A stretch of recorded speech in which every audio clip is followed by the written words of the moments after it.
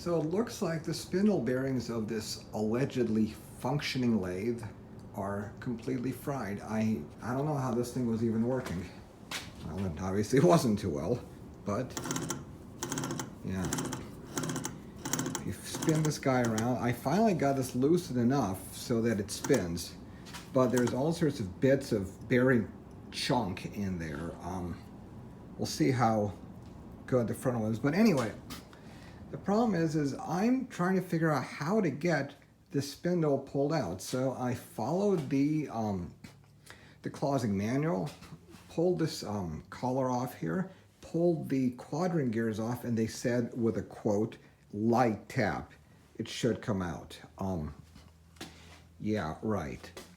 So I am not sure. So anyway, so I had two chunks of wood tightly rammed in here to hold the back gear drive.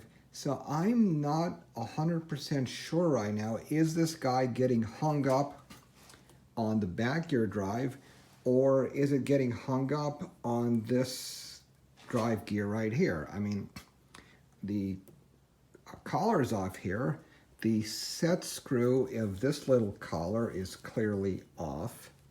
And where's this guy move around? So this screw is clearly out. Somebody, I don't know what went on with this lathe, but somebody took a fucking chisel to this bearing. Why the fuck would you take a chisel to that bearing? I mean, it just makes no sense at all. None of the things on this lathe make any sense. I mean, there are vice grip marks all over it, chisel marks over it. It's just, I don't know. So anyway, just trying to see if any of you guys have any helpful hints on trying to get the spindle out. I followed what a thread on Garage Journal did, where I put a bolt through the spindle here, and I have this going through here to another nut, and I have this really beefy plate wedged up against the headstock, so this thing is pushing directly on the headstock here, trying to pull the spindle out.